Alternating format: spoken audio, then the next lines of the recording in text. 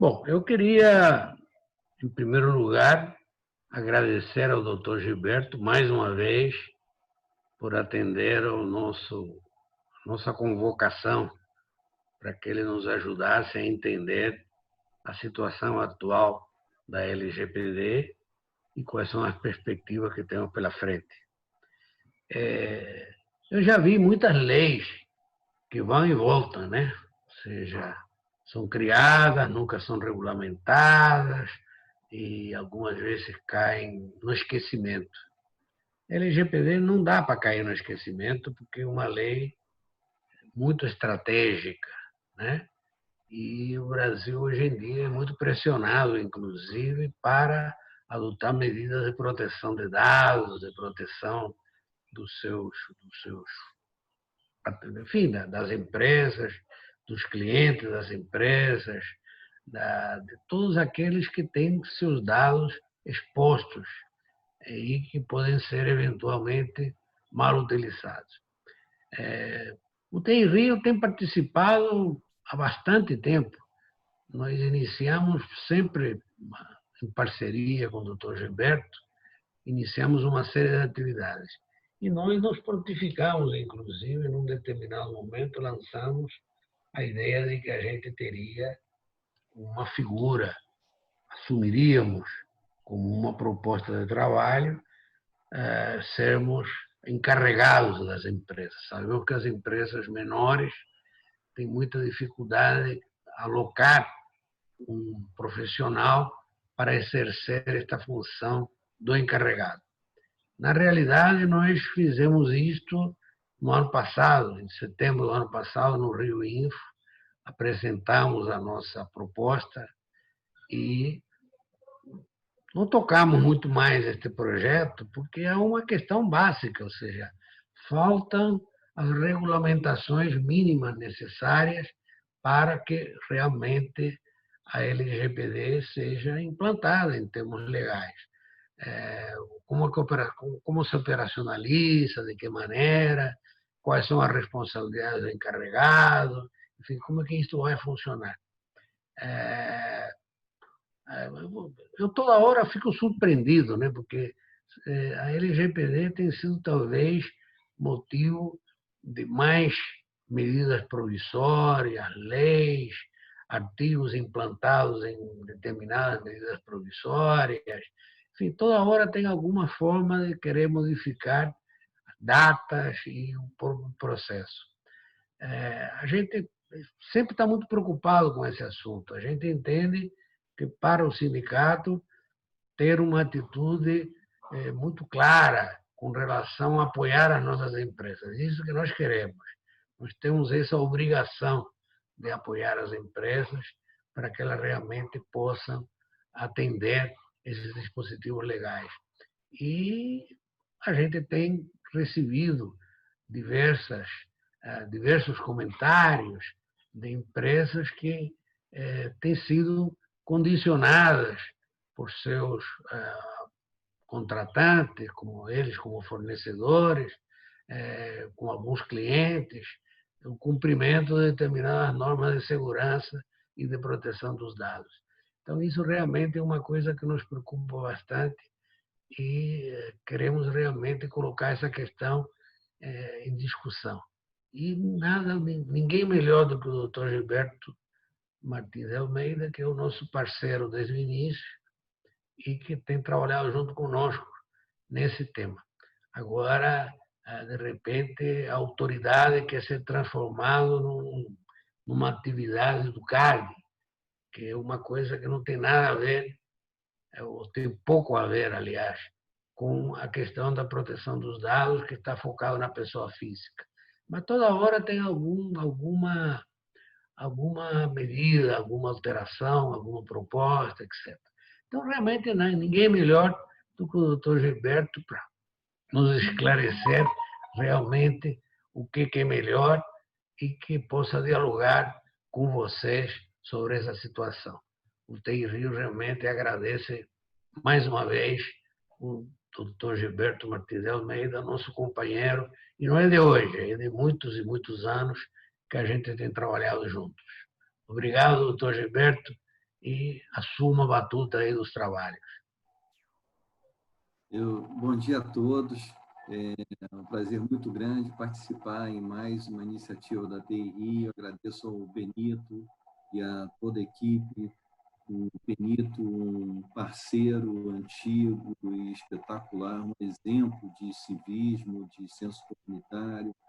E é sempre um prazer muito grande poder participar junto, né, com a TI Rio, com as associadas. Eu preparei uma rápida apresentação como assim um aperitivo para um bate-papo depois com o Benito inclusive as perguntas que vão surgindo no chat, né, vão estar sendo trazidas aqui para esse bate-papo em seguida. Estou vendo aqui a presença de vários amigos e clientes e professores, assim que muito nos honra. Vou, então, fazer o upload rapidamente aqui da apresentação, para a gente já seguir. Consegue ver na tela? Não sei se já está em tela cheia. Acredito que sim, né? Está pedindo que você fale um pouquinho mais alto, Gilberto, que está baixo. Tá. Vou falar agora. Fica melhor assim? O som? Sim, eu acho que já melhorou. Tá.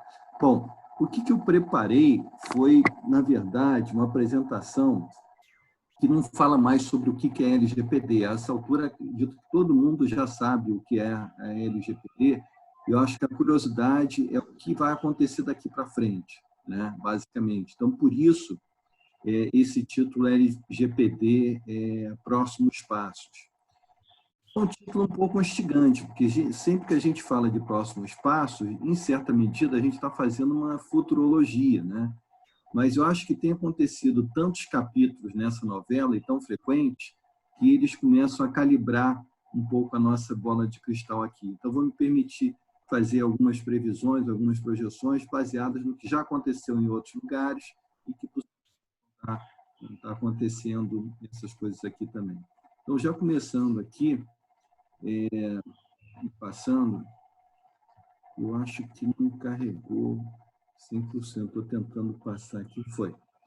A pergunta que não quer calar, e eu acho que está no fundo da cabeça de todos, é quando a lei entra em vigor, né? A gente, inclusive, essa semana tem tido a cada dia notícias nos jornais sobre essa evolução.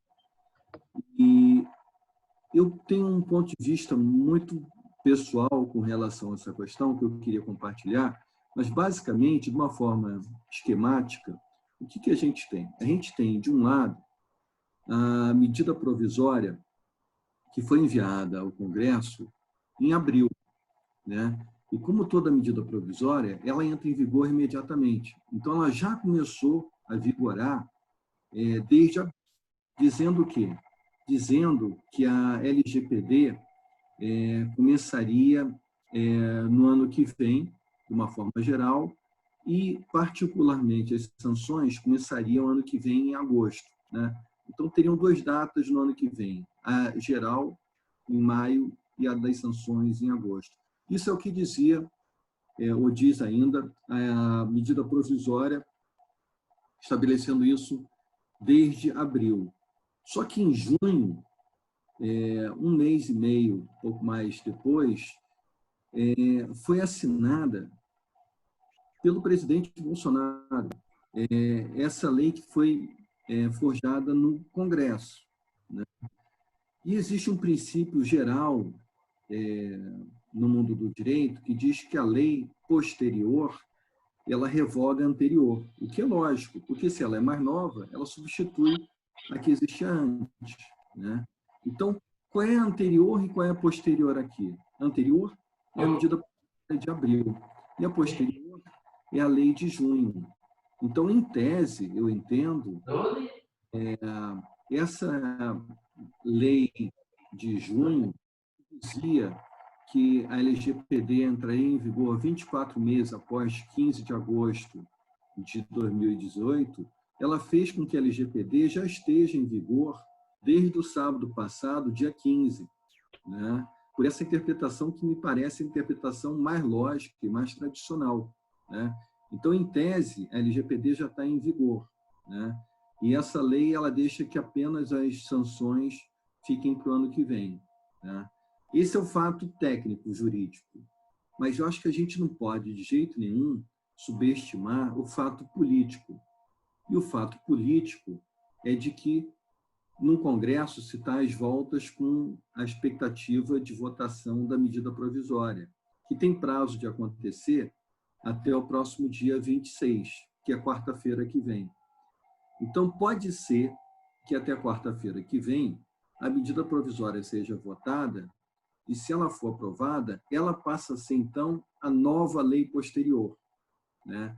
E a gente passa a ter uma mudança de cenário. Se ela não for votada, ela caduca, né?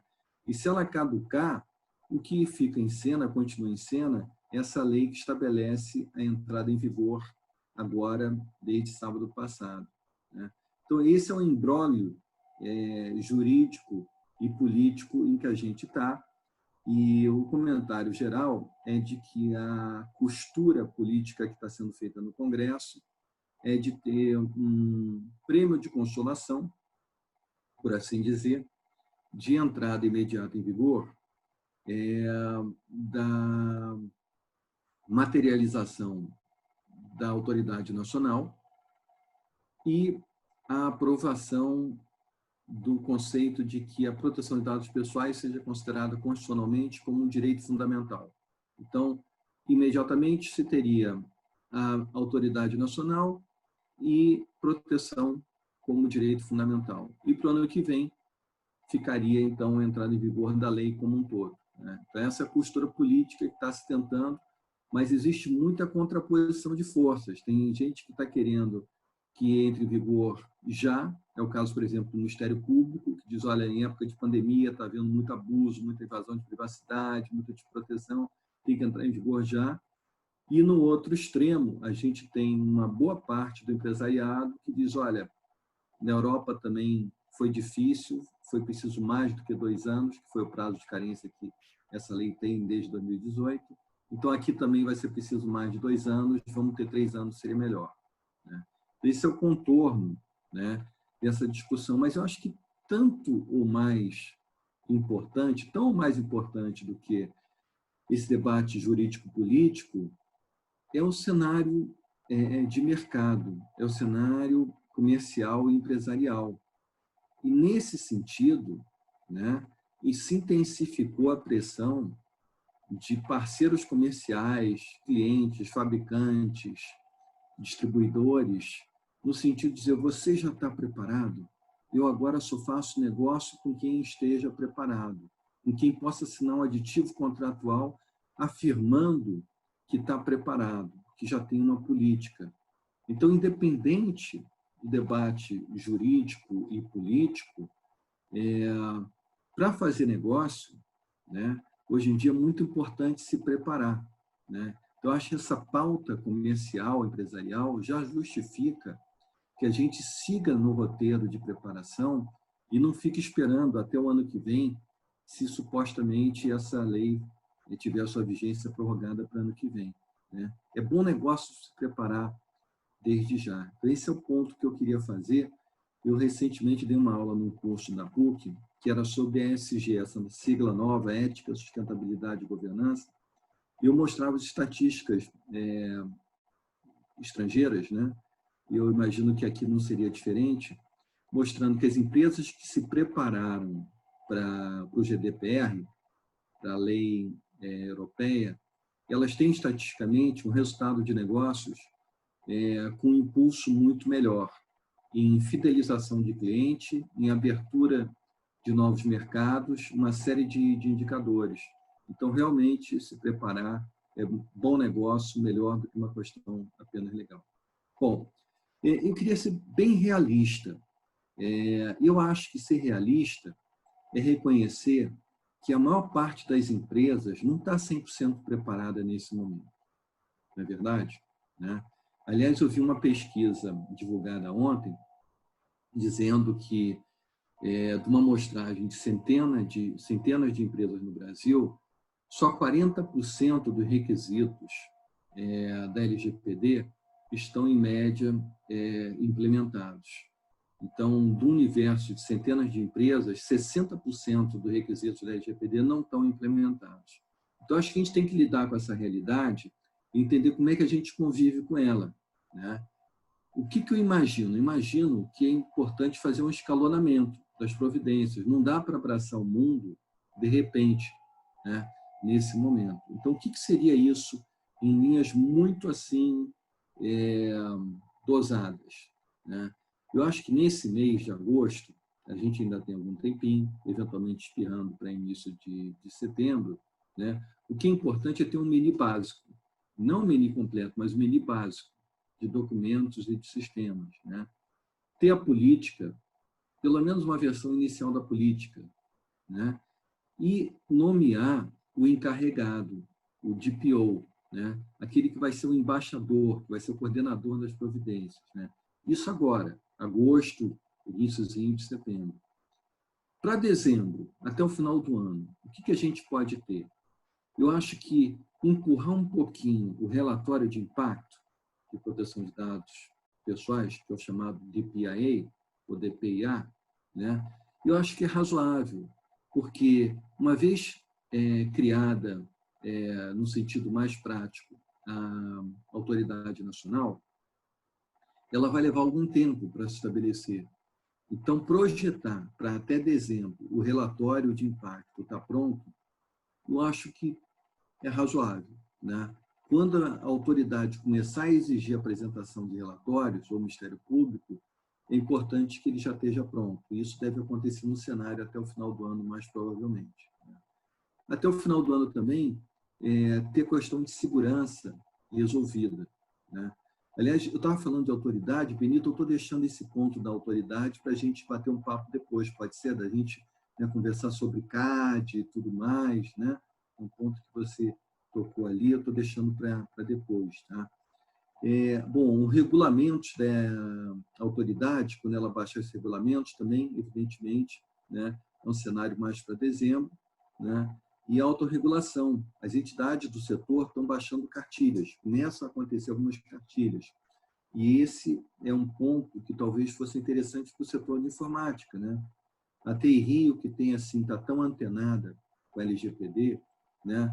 E que tem uma proposta, inclusive nesse sentido que o Benito estava mencionando, esse é um projeto que talvez poderia ser abraçado, né? Bom, para o ano que vem, eu acho que a gente pode ter, seja para maio ou seja para agosto, a questão de seguros. O mercado está começando a oferecer.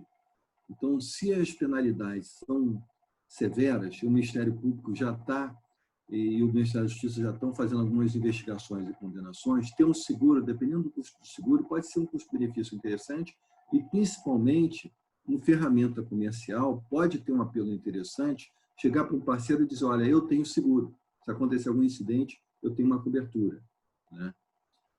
Também fazer a harmonização das políticas, porque se a política específica de proteção de dados pessoais é um requisito para esse ano, para o ano que vem, o que seria razoável é que ela esteja entrosada com o código de ética, com a política de segurança da informação, com a política de compliance, com a política de classificação de sigilo de informação, né? Com a política de continuidade de negócio, com as outras políticas, e entender como está se comportando o ecossistema, né?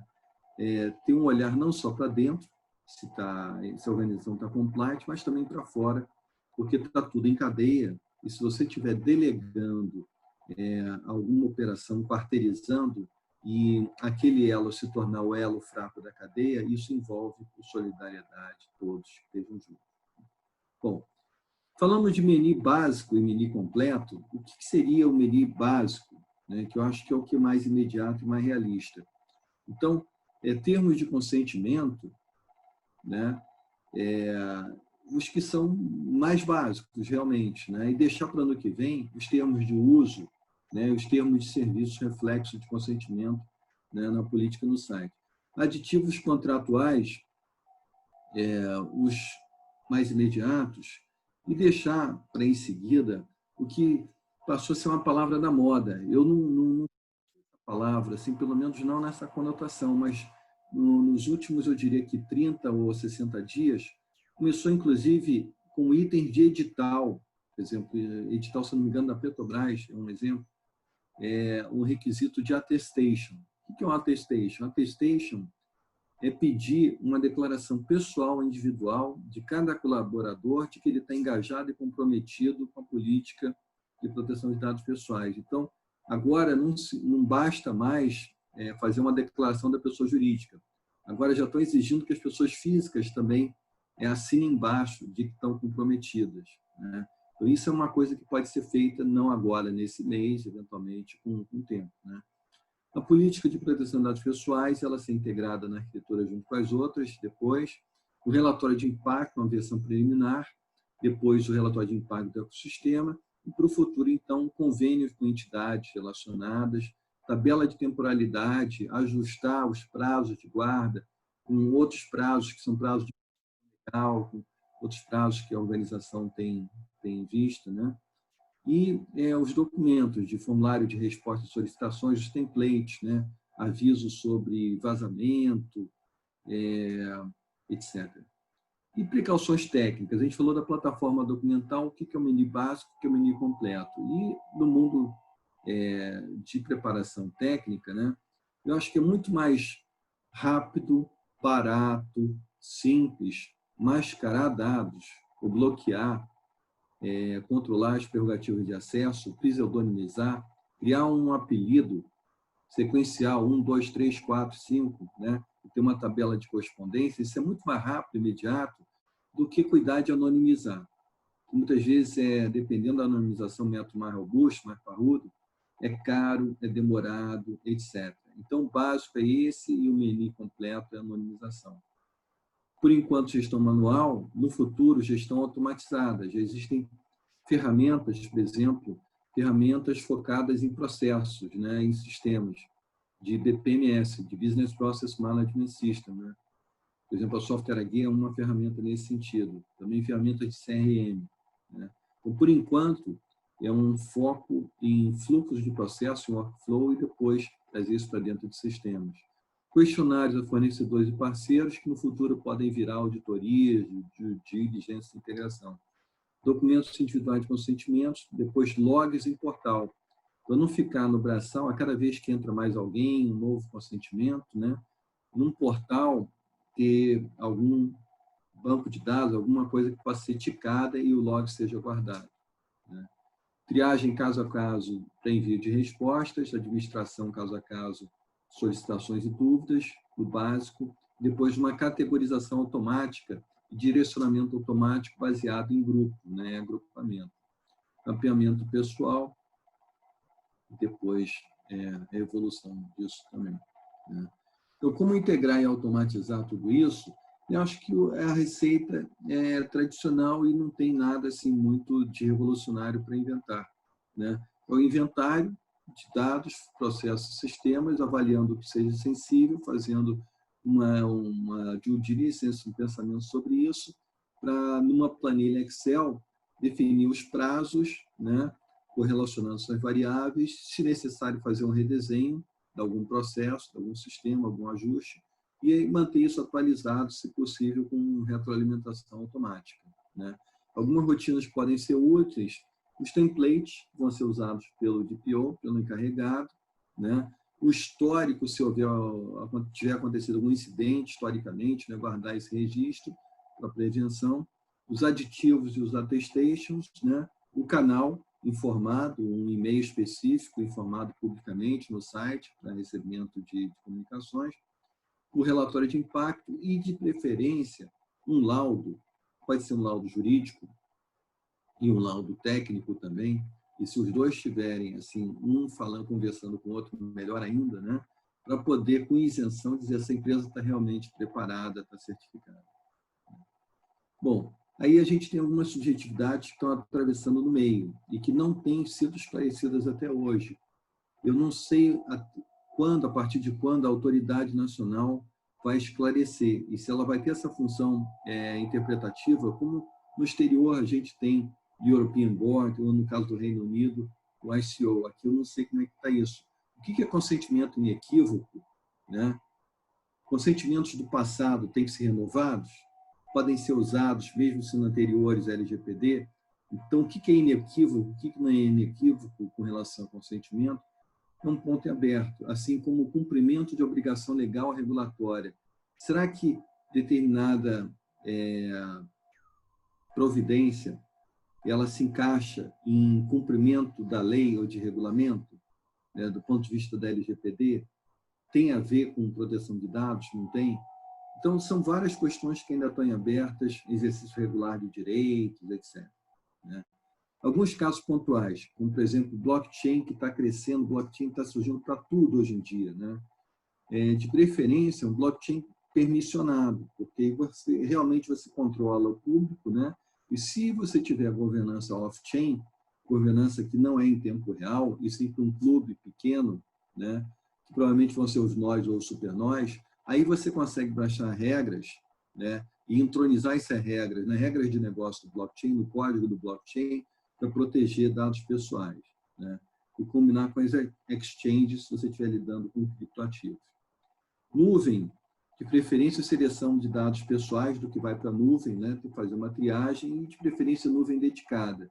E olhar os contratos de nuvem, que muitas vezes passam batido sobre essas questões, e alguns têm alguns probleminhas, dizendo a quem pertence o dado, etc.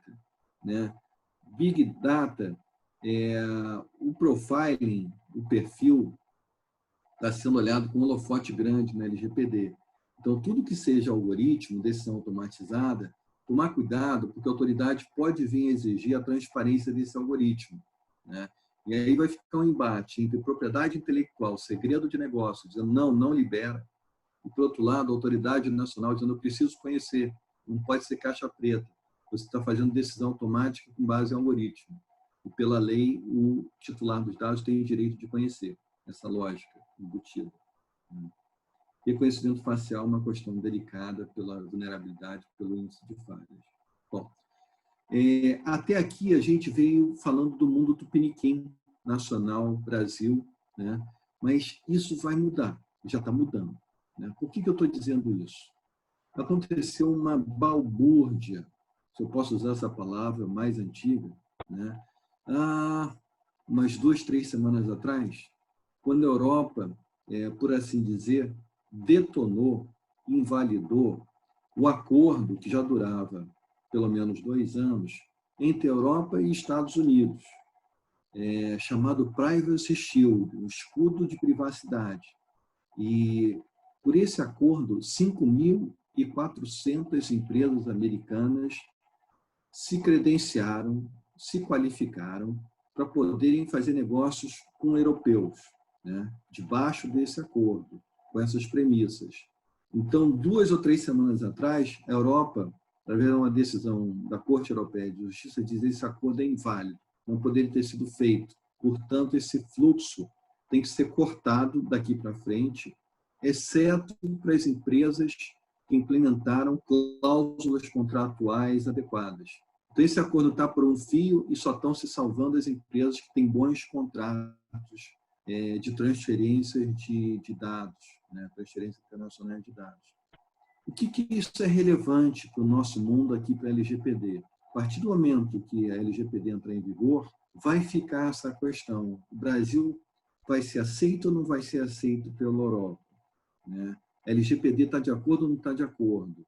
Né? A própria criação da autoridade nacional é um fator que pesa muito, né, nessa questão. Então, quem lidar com o exterior, de alguma forma, o que representa no país um software estrangeiro, porque presta serviços de implantação de software estrangeiro, qualquer fluxo, porque exporta, né, vai ter que se ligar nessa questão e ter contratos que possam ser o paraquedas, como está sendo paraquedas para essa empresa americana.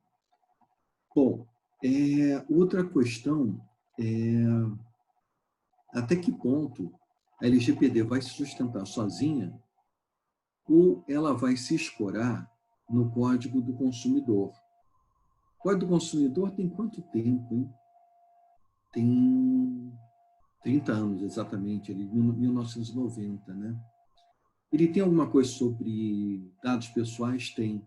Então, se ele já tem essa quilometragem de 30 anos e fala sobre dados pessoais, é muito possível, né, que esse seja um caminho assim, bastante importante para a gente estar olhando. Até porque, se a gente mirar como a coisa está andando nos Estados Unidos, né, que não tem uma lei federal, e lá as leis estaduais é que estão saindo na frente, a lei californiana é a mais falada de todas, né?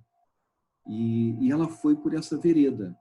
A Lei de Proteção de Dados Pessoais na Califórnia é uma lei do consumidor, né? Tanto que o procurador-geral da Califórnia, ele faz sessões de esclarecimento junto ao setor privado, por exemplo, Facebook, Google, dizendo como cumprir, né, com essa legislação, que é de privacidade, mas ela é de consumidor, né? Então, ela estabelece o direito de conhecer que tipo de informação pessoal é coletada, usada, etc., direito de deletar dados, o direito de opt-out e tudo mais. Então, se isso realmente é uma tendência, é importante que a gente olhe o que tem no Código do Consumidor. E o que tem lá no Código do Consumidor não é só uma questão de banco de dados, né? Efeitos cíveis, indenizações, suspender, tirar do ar, etc. Mas também o que não é falado normalmente são os artigos que falam de crime, né? Então, pelo Código do Consumidor, isso aqui vai ser um problema de exposição não só a indenizações, a dinheiro, mas também a crime. Aí alguém te diz, mas você estava falando de ser realista, né? Até que ponto é realista você falar de um crime no Código de Defesa do Consumidor? Isso vai ser olhado aqui no Brasil? Bom, os promotores de justiça já estão olhando. Se a gente olhar algum país irmão, como Portugal, lá já tem tido casos de enquadramento criminal com base em proteção de dados pessoais. Eu posso mandar exemplos, quem tiver algum interesse, eu posso depois mandar por e-mail, de uma forma, mandando pela TI Rio, alguma coisa informacional nesse sentido. E aproveitando o embalo, né, importante realmente é não esperar que a autoridade nacional ela seja constituída efetivamente, porque tudo isso já está crescendo de velocidade muito grande, junto ao Ministério Público e o Ministério da Justiça, porque a gente tinha casos um pouco mais antigos, como esse da Vivo, né, em que o Ministério Público exigiu o relatório de impacto e a Justiça só não deu a liminar, porque isso foi antes da lei entrar em vigor, a LGPD, mas ela entrando em vigor agora, é bem possível que esse pedido judicial do Ministério Público seja acolhido pela Justiça e a Justiça mande as empresas apresentarem um relatório de impacto, né? Bom, o Facebook recentemente foi multado, né, num valor que não foi pequeno no Brasil, mais de 6 milhões de reais, né? E, então, a escala de grandeza das multas não tem sido na faixa de dezenas de milhares de reais. Tem sido de centenas de milhares ou de milhões. É importante estar ligado. No caso aqui da Netshoes, foi 500 mil reais, mas a reincidência é 8 milhões de reais. E esse é um caso mais antigo, mais conhecido, né? E 2 milhões de telefonemas para clientes, né? Drogarias Araújo também é mais antigo, chegando a quase 8 milhões de reais a multa, né, em Minas Gerais. Esse caso também é mais antigo, eu já vou falar dos casos mais novos, né, no setor público, por isso eu estou citando, é o caso do Serco, né? E o que tem de casos mais novos? A gente tem aqui, por exemplo, desde sites, aplicativos na internet, Tinder, Grindr, site, acho que de aproximação afetiva, né? Os sites de score de crédito, de cadastro positivo de crédito, Serasa, SPC, Boa Vista, o Zoom, que começou no início do ano, lá para março, abril, com vulnerabilidade de segurança, imediatamente o Ministério da Justiça chamou o Zoom para se explicar se estava havendo vazamento de dados pessoais. Esse é um caso recentíssimo, como também o RAP, né? Então, a velocidade das investigações aumentou lá no Ministério Público e no Ministério da Justiça. Esse é um caso mais drástico, mais severo. Por quê? Porque, em vez de fazer simplesmente uma investigação e deixar ela acontecer até chegar a uma conclusão, aqui se pediu liminarmente o congelamento do domínio. E congelando o domínio, o site fica fora do ar. Então, isso aqui foi pedido junto ao NIC-BR, foi concedido, a Justiça confirmou. Então, uma estratégia nova do Ministério Público não é instaurar um inquérito e deixar ele rolar, né? Ele já pediu para tirar do ar. O ministro Fachin, quando foi no julgamento sobre o WhatsApp, ele disse expressamente no voto dele que, quando se tratar de violação de proteção de dados pessoais, é possível pedir a retirada do ar liminarmente. Então, a gente agora tem um novo tipo de consequência assim no cenário para considerar. Ou não só a Vivo, também a TIM foi alvo de investigação, né? E a gente está tendo assim uma coleção de casos assim maior e mais frequente, né? O judiciário também começou a dar liminares, nesse é o caso da Cirela, né, mandando parar de repassar, vazar, vender, alugar dados, etc. Então, agora, não só no Poder Executivo, no Ministério da Justiça, mas também no Poder Judiciário, né? E, nesse cenário, como fazer um planejamento que seja proporcional, né? Seja estratégico, seja proporcional às necessidades. Por quê? Porque a LGPD ela fala que, dependendo da natureza e porte da organização, o tamanho, né? E o tipo de mercado em que ela está engajada. E dependendo do volume de dados, né, os requisitos podem ser mais, assim, mais complexos ou menos complexos, né? Eu acho que é razoável fazer um planejamento estratégico que não passe a régua simplesmente, né? Leve em conta e justifique formalmente. Estamos fazendo dessa forma porque a natureza, o porte, o volume de dados é assim, assim, assim, né? E fazendo um plano de maturidade, né? Que, por exemplo, deve levar em conta o artigo 63. O artigo 63 também, no finalzinho da lei, menos gente presta atenção nele.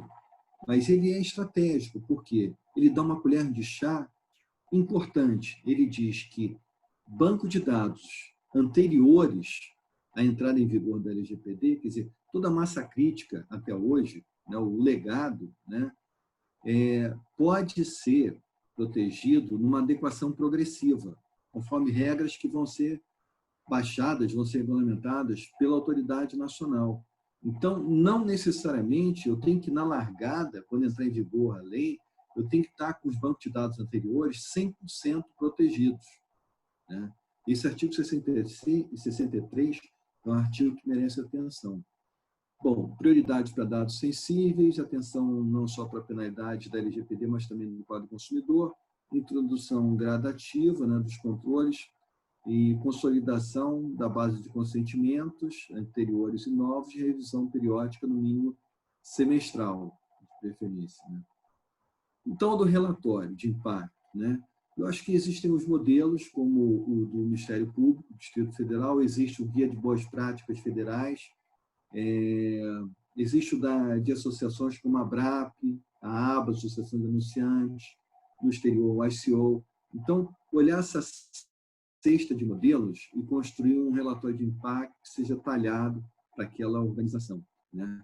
O que tiver de risco apontado nesse relatório tem que ter um plano de ação formal, né? Pode ficar na gaveta guardado, de preferência deve ser posto em prática, né? Mas tem que haver, né? Até porque o relatório tem que estar maduro para apresentação a qualquer momento, né? Engajar, né, se possível, de uma forma documentada, e sensibilizar a outra direção e articular outras áreas, como o relatório de investidores, jurídico, etc. Alguns efeitos colaterais, para quem esteja ligado, principalmente no setor público, com políticas de open data, ou porque governança corporativa, transparência, né, liberdade de acesso à informação, está conjugando esses dois extremos que estão tensionados.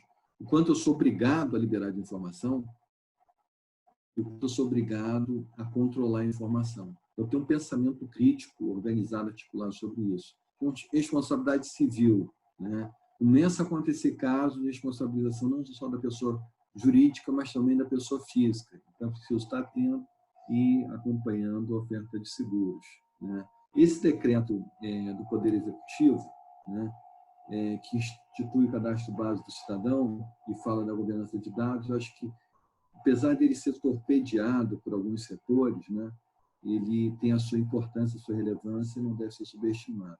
Algumas complexidades, a gente está fechando aqui os últimos slides, né?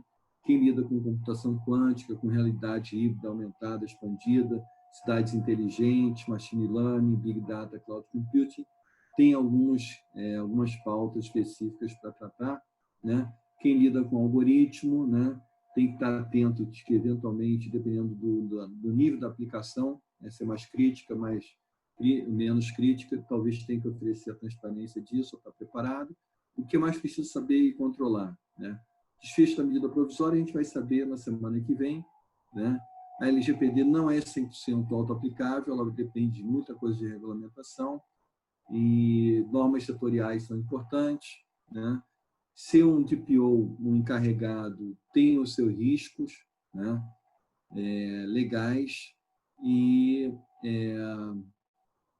ontem estava se discutindo muito essa decisão belga, é uma decisão da justiça belga, dizendo que um profissional de compliance não pode ser DPO, porque haveria conflitos de interesse.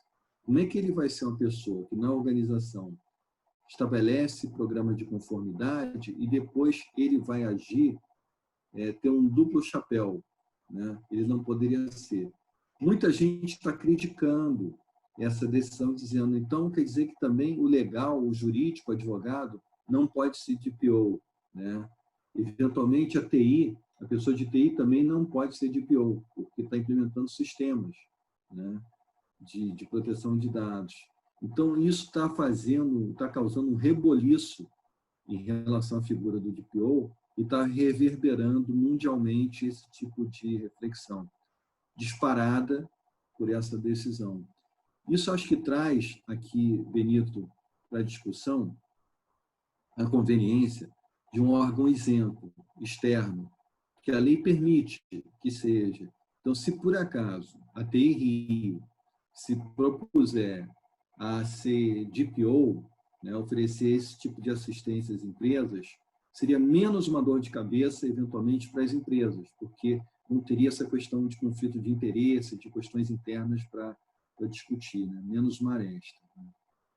Então, fechando, né, os itens que devem estar no painel de controle seriam as vulnerabilidades, né, a política, a harmonização, seguros. E é isso que eu tinha preparado, Benito, para comentar, uma visão que é muito mais prospectiva, né, do que assim histórica. É muito mais olhar o para-brisa do que o retrovisor. Né? Eu espero que com isso a gente tenha aqui algum material para a gente conversar. Estou aqui fechando aqui rapidamente. Ok, Gilberto, muito obrigado pela tua explanação. Eu acho que você fez um panorama bastante claro de qual é a situação atual.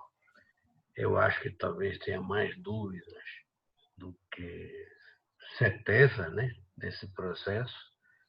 Você colocou bem que a gente tem muitas idas e vindas nesse processo.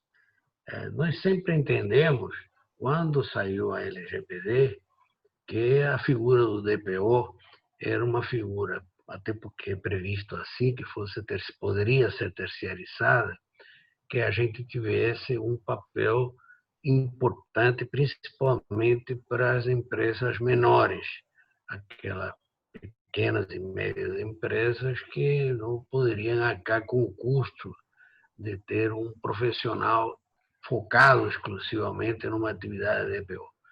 O que nos levou um pouco refreou um pouco nossa vontade foi a falta de clareza do que deve ser, como que deve se desempenhar o trabalho do DPO.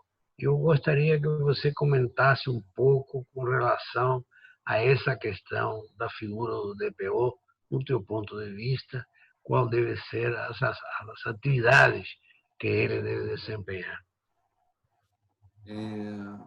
Benito, aliás, deixa eu só fazer um pequeno registro aqui, algumas presenças assim, muito amigas e honrosas, com o professor Dante Limões, que eu queria homenagear aqui também, a senhora Beth Costa, assim, assim, que eu queria fazer esse pequeno registro aqui, representativo de todos. Eu estou achando que, gradualmente, a expectativa em torno do DPO é de uma profissionalização, Benito. A complexidade aumentou e o prazo de resposta, a velocidade diminuiu, encurtou. Né? Então, hoje, você ter sistemas que apoiem o DPO é uma necessidade crítica. Né? Ter um comitê multidisciplinar que apoie o DPO também é outra realidade. o nível de reporte do DPO na organização também é uma tendência assim, bastante visível. No início, ano passado, se achava que o DPO poderia ser uma pessoa de um escalão mais operacional, mais técnico.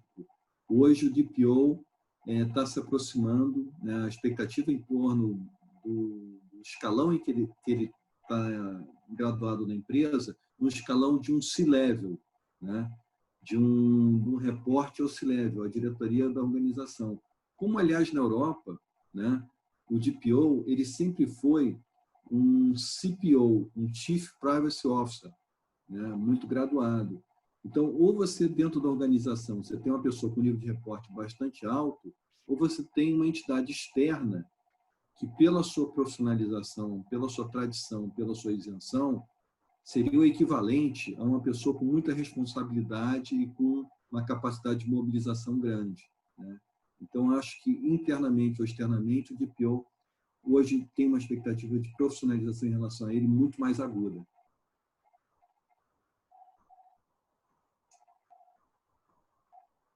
Benito, você está no mudo. Benito está mudo, Benito. Desliguei, agora já voltou. Vamos dar vamos abrir a palavra para aqueles que querem fazer algum questionamento, algum esclarecimento, alguma questão para o Dr. Gilberto, por favor. Eu posso fazer uma pergunta? Bem-vinda. Bom dia, doutor Gilberto, prazer em revê-lo.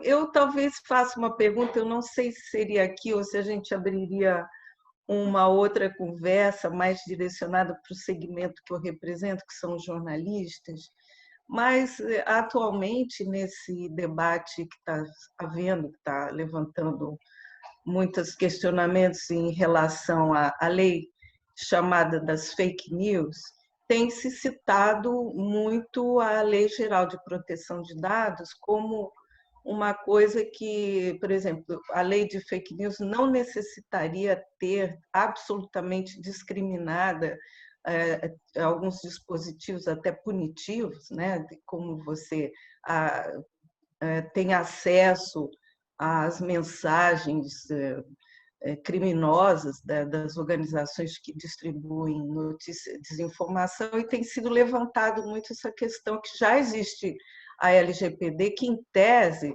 garantiria, se entrar num processo judicial, o acesso dos interessados ou das pessoas atingidas à mensagem original, né? Isso levando em conta praticamente as plataformas, né? Fake news, WhatsApp, Instagram e outras essas. Isso é real? Assim, a lei de fake news, no seu modo de entender, ela precisaria ter todos os dispositivos ou ela pode remeter simplesmente à Lei Geral de Proteção de Dados? Eu não sei se sai muito do tema, mas se vocês acharem que não é pertinente, eu posso depois conversar no privado. Eu agradeço a pergunta é muito interessante e eu acho que não sai do tema, não. Porque como a LGPD é considerada cross, ela tem um espectro muito abrangente, eu acho que também está dentro essa questão, né? Eu tenho uma visão muito conservadora a esse respeito. Por vezes, eu sou contratado pelas Nações Unidas para escrever leis para países ou regiões tanto de proteção de dados pessoais quanto de liberdade de acesso à informação, né? Os dois extremos. Então, por essa experiência, a sensibilidade que eu tenho é de que é preciso mexer com muito cuidado nessa questão, né? A LGPD ela está no meio de um fechamento de direitos, né? E eu acho que a maior parte das preocupações com relação a fake news já é suficientemente tratada nessa polaridade entre a LGPD e a liberdade de acesso, a lei de liberdade de acesso à informação. Então, me preocupa muito que haja, tecnicamente, uma superposição, um overlapping desnecessário, que cria mais problemas do que vantagens, E, em segundo lugar, mas não menos importante, né, que o tipo de tratamento, o tipo de pauta que é abordado na lei das fake news acabe gerando inconsistências. E aí a aplicação vai ser terrível, né? Seja pela autoridade nacional, que vai ter que conversar com outras autoridades, seja no judiciário, interpretação disso, né? Então, me preocupa muito essa questão e se eu posso puxar aqui, fazer como se fosse um puxadinho, né, que as pessoas dizem, né? Aproveitar a pergunta e fazer um puxadinho aqui, se me permite, a senhora Beth. Está se falando essa semana de aproveitar a estrutura administrativa do CAD para hospedar, por assim dizer, a Autoridade Nacional de Proteção de Dados na estrutura do CAD, porque, do ponto de vista logístico, já existiria, né, uma estrutura administrativa, né? E o Benito mencionou isso no início dessa sessão, né? Eu fico imaginando a complexidade de colocar a autoridade nacional embaixo de um órgão antitrust, um órgão de preocupação mercadológica, e em paralelo, uma lei de fake news, né? A gente começa a adicionar complexidades assim, com efeitos colaterais muito complicados, né? Então, em vez da gente estar indo para uma seara de simplificação, a gente está indo para uma seara, né, para o mundo de complexificação, bastante preocupante.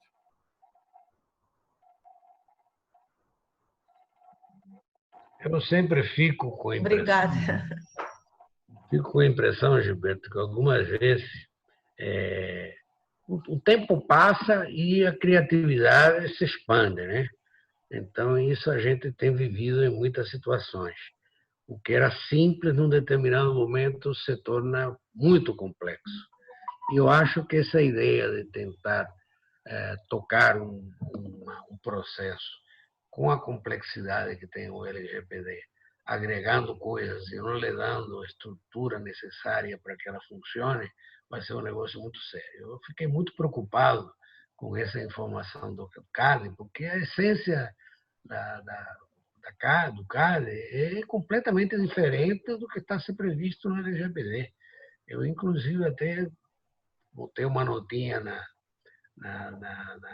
rede social de que eu pessoalmente achava que era melhor discutir uma reformulação do Comitê Gestor da Internet e abrir mais o Comitê Gestor da Internet, já que é um colegiado da sociedade, para tentar começar a criar alguma coisa nesse sentido. Ou seja, já que não se quer, porque há um argumento econômico de que não pode se gastar mais dinheiro, de que os orçamentos não aguentam, que não há mais recursos e que implantar uma autoridade nacional seria muito caro. E cada vez, e o tempo passa, né? E é demorado, né? Você não implanta uma autoridade com sua estrutura em 24 horas, vai demorar meses até você poder implantar, selecionar, escolher, montar toda a estrutura, definir quem são os componentes, etc. Então, realmente, eu acho que esse é um tema de grande importância e que me preocupa muito, porque realmente eu acho que muitas vezes eu fico com a impressão de que se tenta dar uma complexidade para que não funcione, né? Ou seja, eu aumento, incluo, faço, e aí se torna inviável. É um risco, e é uma ameaça muito séria, e não é a primeira vez que isso acontece, né? Eu acho que isso é uma questão que a gente tem que estar atento, né, Gilberto? Eu acho que sim, Benito, eu concordo contigo. Acho que uma estrutura como o Comitê Gestor da Internet, ou seja, ele teria um DNA muito mais adequado, né? E, por outro lado, eu queria fazer um comentário aqui, que eu acho que a gente tem, nesse vácuo, uma janela de oportunidade. Se isso é problema, por um lado, porque a gente não tem diretrizes oficiais, por outro lado, como a LGPD ela tem uma válvula de escape, né, aberta, né, ela abre assim, a possibilidade, ela encoraja até as boas práticas de governança. Ela encoraja que os setores, né, criem normas de governança. Então, acho que hoje existe uma janela de oportunidade nesse vácuo normativo e que as associações representativas elas construam cartilhas que sejam assim um norteador da especificidade daquele setor, né? Então, hoje, eu acho que a gente poderia, eventualmente, começar a discutir esse tipo de questão. Nesse momento, eu estou fazendo um trabalho de elaborar a minuta da política de proteção de dados pessoais de um tribunal de justiça que talvez seja o tribunal de justiça maior aqui do Brasil, né? E eles estão também atrasados nesse processo, né? E o que eu percebo para montar essa proposta de minuta de política é a falta de parâmetros, né, que você possa considerar assim de boas práticas, né? Você eventualmente tem que buscar no exterior, como é que é o judiciário na Espanha, como é que é na Alemanha, como é na Inglaterra e coisas desse tipo. Se a gente tivesse mais massa crítica, mais associações assim divulgando cartilhas, manuais, etc., isso seria assim, acho que uma coisa interessante até para pautar a própria autoridade nacional, né? Pela lei, ela vai ter que conversar com os setores, né? E se os setores estiverem articulados, acho que isso é uma coisa interessante. Eu acho que além de uma questão de atuar como DPO, que é uma possibilidade, né, da TI, eu acho muito interessante, importante, talvez congregar o setor em torno de uma cartilha, de um manual, talvez pudesse ser uma pauta. Como você vê isso, Benito? Você acha que é factível? Você acha que... Ok, vamos abrir aqui, está muito centrado aqui a nossa conversa. Quem gostaria de fazer algum comentário, alguma pergunta? Pois não, Marcos. Bom, doutor, antes de mais nada, muito obrigado aí pelas palavras. Acho que foi fundamental a gente conhecer o cenário que a gente tem pela frente, que eu acho que ainda está bem determinado, né, principalmente a nível de prazos. Mas eu acho que é impossível a gente ficar pensando nisso e não colocar isso numa balança junto com o cenário econômico que o país está vivendo, né? Ou seja, a gente ainda está apurando o resultado desse ano, está tentando fazer projeções que são quase impossíveis, né? A gente não consegue nem imaginar aí a chegada da vacina, a normalização da economia, do comércio de um modo geral. E eu fico muito preocupado que uma entrada, vamos dizer assim, a curto prazo, né, embora ela já esteja se arrastando, a gente concorda com isso, venham gerar despesas tanto para as empresas de TI quanto para os clientes. E também em relação a que ponto fica a responsabilidade, né? Nós, como prestadores de serviço na área de informática, com certeza vão ter repasses, né, não só a nível de custo, mas também repasses a nível de obrigatoriedades em relação ao cliente. Ou seja, seguranças que eles vão ter que implementar para que a gente tenha servidores seguros, né, ambientes seguros de utilização de dados e tudo mais. E aí eu fico pensando, nesse momento que o país, aliás, que o mundo, né, está vivendo tanta incerteza diante dessa pandemia, diante do cenário econômico, os governos também ainda não dando passos, mostrando que vão ajudar, né, como isso vai acontecer. Eu acho que tem que acontecer, se não tiver data, o senhor, mais que ninguém sabe que nada acontece, né?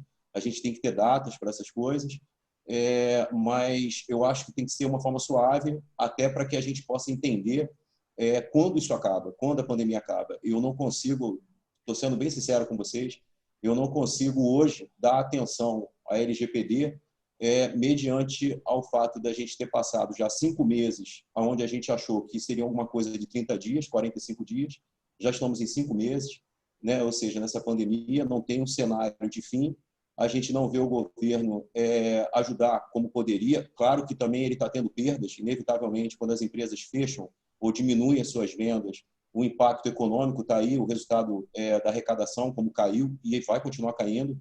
Então, é um momento muito difícil para todos, para o governo, para as empresas, para tudo. Eu acho que a lei ela tem que entrar sim, até porque existem os abusos. Nesse momento, é justamente nesse momento que todo mundo aproveita, né, para que se comercialize dados e faça coisas erradas, comércios ilegais e tal. Mas eu acho que tem que se defender um pouco essa entrada suave e principalmente pautada, né, que nem o senhor fez, né, o doutor fez. Colocar realmente passos, né, para que a gente já possa ir antecipando, já possa ir começando, porque também não dá para virar a chave, como o próprio Benito falou, ninguém em 24 horas está dentro da lei. Então, a gente vai ter que realmente começar com um beabá, né, com aquilo que é básico, pelo menos, para que a gente possa amadurecer a ideia e acompanhar, mas tem que ser suave. Ou seja, realmente a economia está num cenário de muita incerteza, o fechamento de empresas, o desemprego, a informalidade. Você chegar para um cliente hoje, jogar uma responsabilidade, né, de implantação de documentos, posturas, né, ou seja, de toda essa formalidade, também a gente pode ser visto como alguém que está trazendo um problema, né, e não uma solução. Desculpa, eu falo um pouco rápido, não sei se deu para acompanhar, mas eu acho que eu gostaria de externar isso, ou seja, o respeito à entrada da lei, mas também a preocupação em relação ao cenário econômico e as incertezas que a gente está vivendo.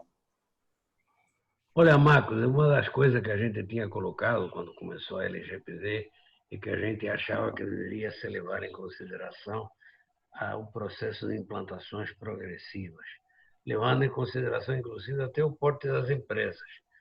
Empresas maiores já têm um tipo de estrutura muito mais fácil de poder se adaptar a determinados tipos de controle.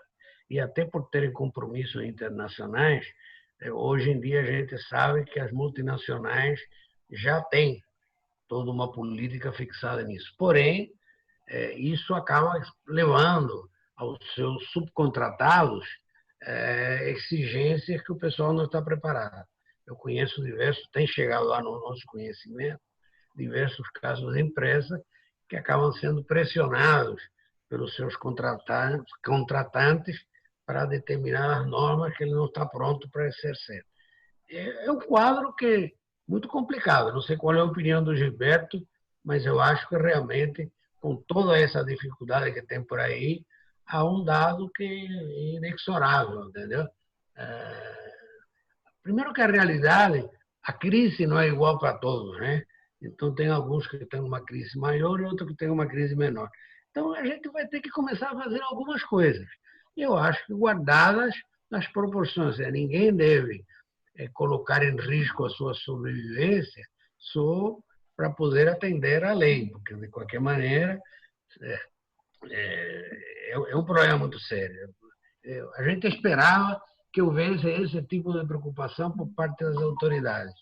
Mas, como nada se regulamenta e nada se define, acaba deixando isso meio ao sabor do tempo, né? Então, não sei o que o Gilberto gostaria de comentar sobre isso. Eu acho que, em tempos de crise econômica, a gente tem que olhar com muito carinho o custo-benefício. O custo-benefício, quando eu falei ali de menu básico, em oposição a menu completo, não é só a questão temporal, a questão de você começar com básico e depois, com o tempo, você ir chegando no menu completo. É uma questão também do porte da empresa. Dependendo do porte da empresa, e acho que uma parte das associadas da TRI se encaixaria aqui, você não tem que jamais ir para o menu completo. Você pode ficar ancorado no menu básico, né? Então, do ponto de vista de custo, na equação custo-benefício, o teu custo pode ser o custo da implantação do menu básico, né? Se você não tem uma estrutura muito grande, uma empresa muito grande, né, o figurino que é talhado para o seu caso é o do menu básico, não é do menu completo. Portanto, o custo é um custo menor, né? O lado benefício da equação, né, eu acho que é interessante, porque se você traz para dentro do modelo de negócios, né, ciência de dados e tudo mais, você internamente, endogenamente, você tem esse influxo, né, dos dados, assim, catapultando, assim, impulsionando o negócio da empresa, e externamente você tem a questão da imagem, da fidelização do cliente e tudo mais. Então, o melhor custo-benefício num cenário de crise econômica, eu acho que é menu básico do custo, né, e introjeção no modelo de negócios do lado do benefício. Está em aberto. Luiz Cláudio. Bom dia para todos. A gente tem escutado a posição do Marco, doutor Gilberto, Benito. O doutor Gilberto tem acompanhado desde que começou-se a falar de LGPD e as palestras do TRI, todas praticamente. E realmente hoje eu acho que foi a melhor de todas, porque apresentou-se o menu básico e o que a gente teria que fazer. A gente só fala. eu tenho muita... eu vou externar a minha preocupação em não mais tranquilidade. Que desde que começamos a ter palestras, eu tenho cutucado um grupo que a gente tem aí na RioSoft, na TI, devem ter por volta de 30 empresas, sobre a necessidade de todos se envolvessem. E a resposta é muito fraca, muito fraca. Eu não tenho nesse grupo, que é um apanhado que a gente tem, o seu 40-60. Se tiverem 10% de feito alguma coisa, é muito. Essa é a minha preocupação grande. Outra preocupação é... Eu vejo a LGPD, né, como uma grande barreira de comércio para os grandes, para os países, e vejo aqui no nosso quintal uma barreira de mercado. E na crise também, que vai ser as diferenciações. Porque a gente hoje trabalha, mesmo sendo pequeno ou médio, nós trabalhamos com empresas, na prestação de serviço, a empresas com um nível de autorregulamentação e governança alto. Então, não vão nos aceitar. Não adianta eu olhar só para o meu umbigo, eu tenho que olhar para o meu mercado que eu vou entrar.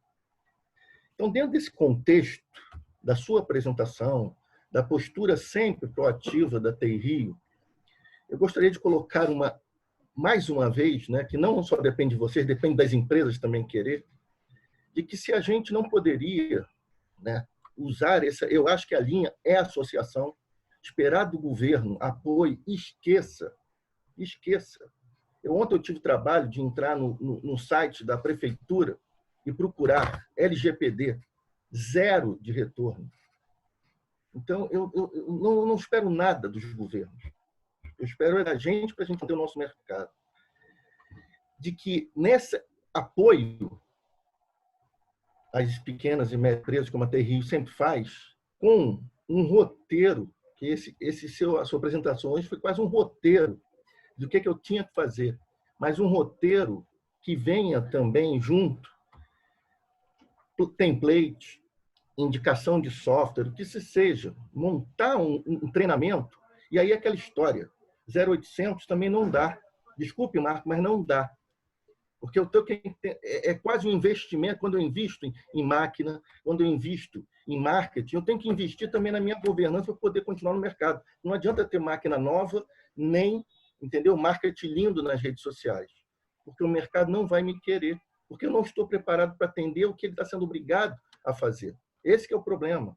Não adianta ele deixar eu não atender a lei se uma associação ou uma autorregulamentação do setor, como que eu trabalho, e o doutor Gilberto até deu como exemplo o manual de autorregulamentação das previdências privadas, não vão deixar eu ficar, vão me tirar. Entendeu?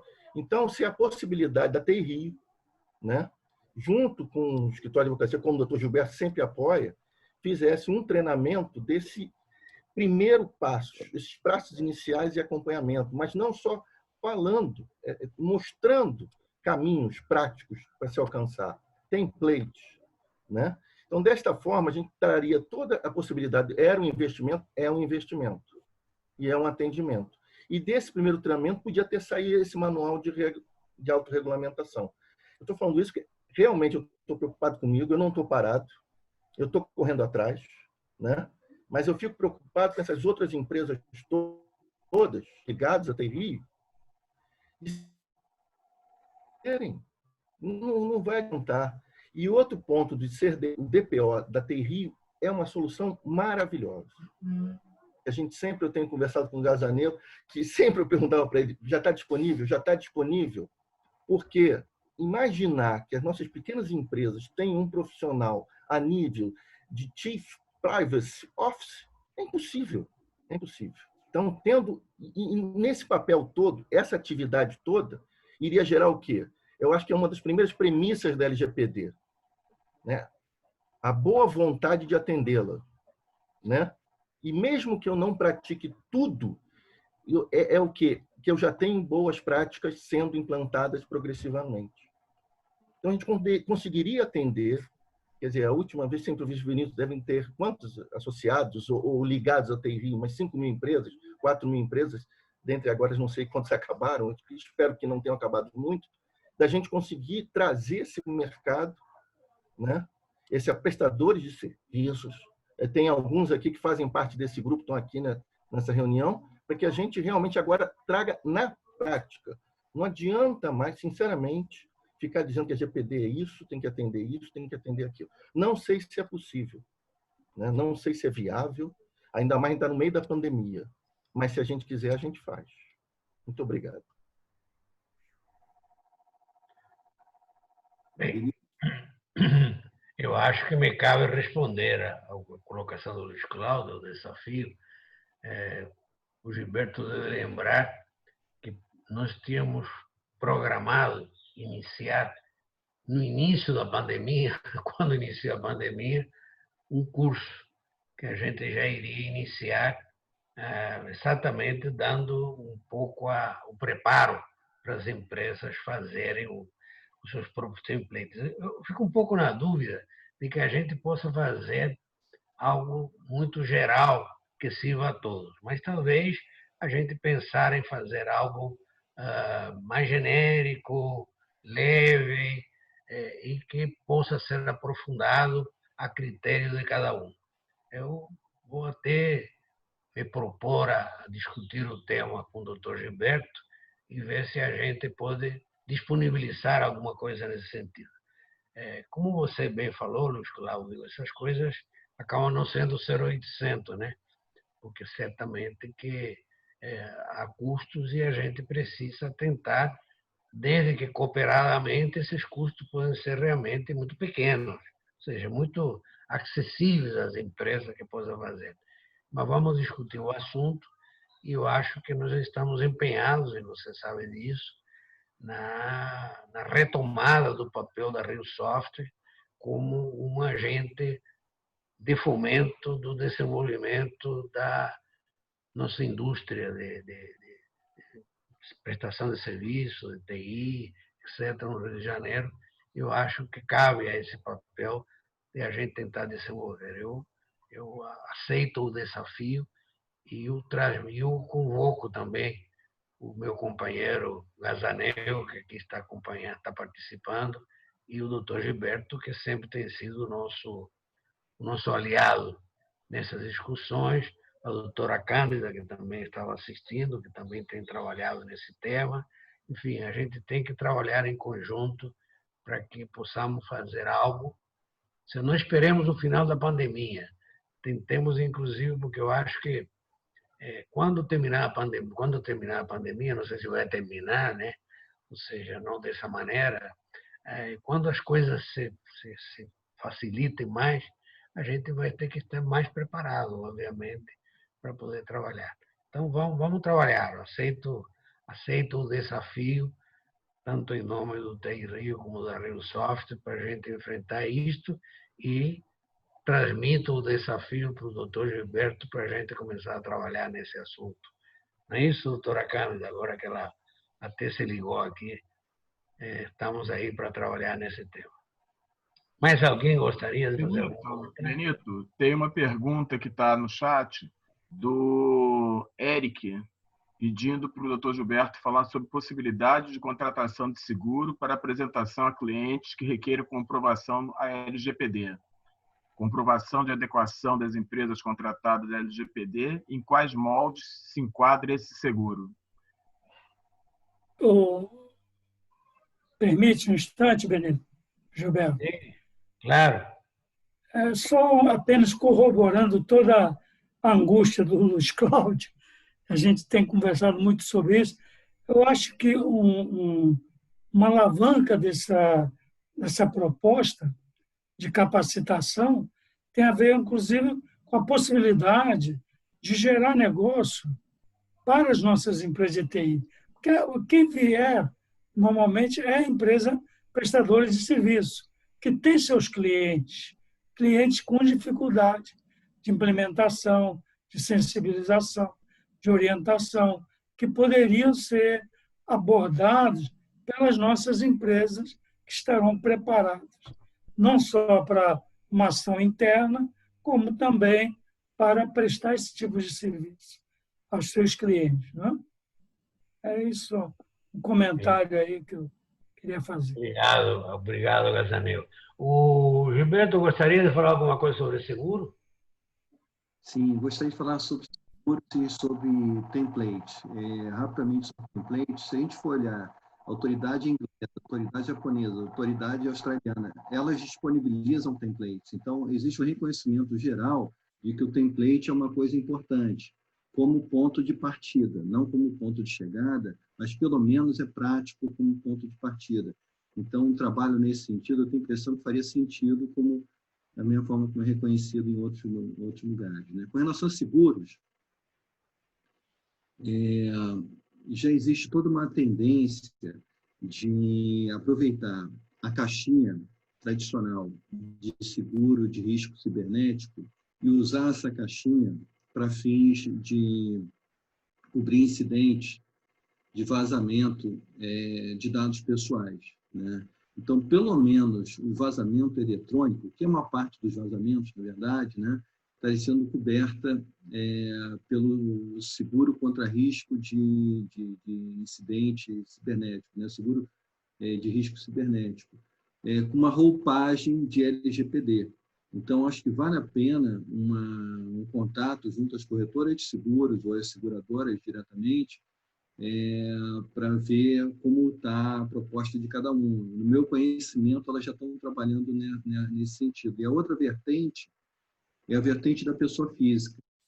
Que era o seguro de diretores, D&O, Directors and Officers, né, dirigentes, diretores, né, está sendo agora estendido à posição do DPO, né?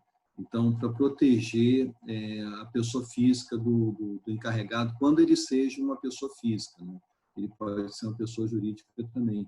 Então, no meu conhecimento, são esses dois seguros que são acoplados à LGPD, o de risco cibernético e o de D&O. Não sei se eu respondi a pergunta. Respondeu sim, doutor Gilberto. É o Eric falando.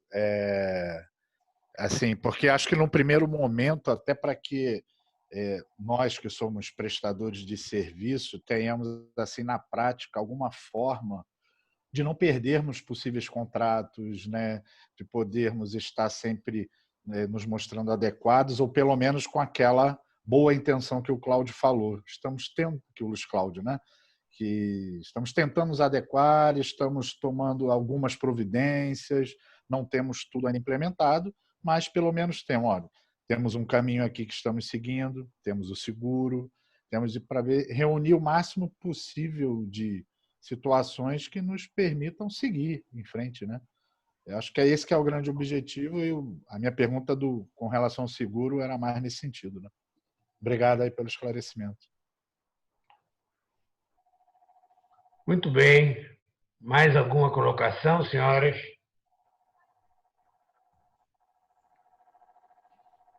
Benito, primeiro eu Sim. queria cumprimentar o meu caro amigo Gilberto, colega lá da PUC também, e parabenizar Benito pela iniciativa.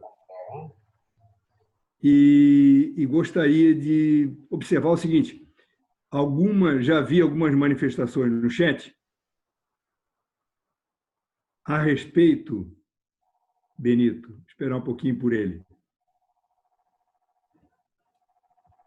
Houve algumas manifestações sobre se esta palestra e essa live por inteiro estaria sendo gravada. E se estiver sendo gravada, eu acho que seria uma coisa muito útil se pudéssemos ter o link para passar para pessoas que não puderam estar hoje assistindo, entende? Porque a abrangência foi muito boa, foi muito ampla, né? Digo assim, no enfoque da temática, seja pelo lado empresarial, seja pelo lado, digamos, dos cidadãos, né? Não vou chamar só de consumidores, mas de cidadãos, de modo que, se pudéssemos ter o link, se tivesse a gravação, e se tivéssemos o link dessa gravação, poderíamos passar para pessoas, né, que fizeram, que gostariam de participar e não puderam, tá? Porque não tivemos oportunidade de transmitir, de avisar, entende? E é isso aí. E eu aproveito para cumprimentar também meu amigo Josafate Gazaneu e minha querida amiga Beth Costa, que está aqui participando conosco. Obrigado, Dante, pela tua observação. O doutor Gilberto gravado está, nós sempre gravamos. O doutor Gilberto depende, porque, obviamente, que ele tem sempre coloca algumas limitações. Mas, se estiver disponível, a gente vai colocar o link à disposição. O Gilberto está dando ok, então será colocado o link à disposição para todos, para que possam assistir. De qualquer maneira, nós temos a nossa assessoria de comunicação, que está participando da live e preparará um texto resumo disto tudo que foi colocado para incentivar. Enfim, esse tema precisa ser retomado, né? Porque ele ficou meio em banho-maria aí nos últimos meses. E, Marcos, realmente, eu sei que estamos todos imaginando como é que a gente não morre, né? Mas, de qualquer maneira, há uma realidade. A gente está sobrevivendo. E daqui a pouco vamos ter que enfrentar como que nós vamos nos manter ativos, né? Então, realmente, vamos fazer, na medida do possível, ajudar a todos para que possam se colocar. Nós estamos num momento bastante complexo, porque nós estamos começando a discutir com o nosso sindicato laboral a renovação da nossa convenção coletiva. E, obviamente, que a gente sabe que vai haver alguns tipos de percalços que a gente vai ter que levar em consideração nesse momento. Então, enfim, vivemos um momento complicado, né? Eu acho que essa semana essa é a 4ª live que eu participo e discutindo as coisas mais variadas possíveis. Eu acho que foi muito, muito bom essa participação. Eu não vejo ninguém que esteja levantando o braço ou se manifestando pelo chat para fazer algum questionamento. Fala, Gazanel. Não, é só a minha satisfação em ver o Dante, né? Porque, não sei se você sabe, nós somos do mesmo local lá na Itália, né? A mesma origem. Um grande abraço, amigo. É isso aí. Ninguém é perfeito, né? Ora. Olha, foi muito bom na forma e no conteúdo. Isso para mim é muito bem. Gilberto, muito obrigado. Um abraço. Mais uma vez, eu acho que você sempre tem nos atendido toda vez que a gente conversa com você e te convoca. Eu acho que a gente tem essa relação há mais de 10 anos e certamente que sempre tem estado junto conosco e temos ido juntos. E eu creio que temos que continuar indo juntos. Muito obrigado.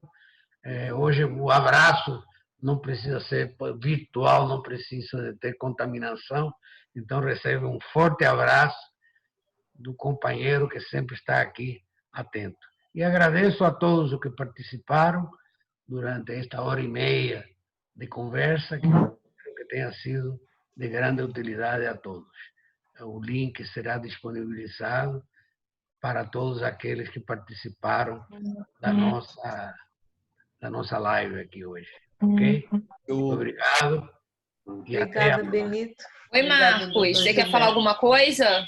Eu gostaria apenas de deixar uma sugestão, que eu acho que ajudaria, era se pudesse elaborar umas etapas com checklist de procedimentos, né? Ou seja, de avanços que nós temos que ter em relação a isso, e a própria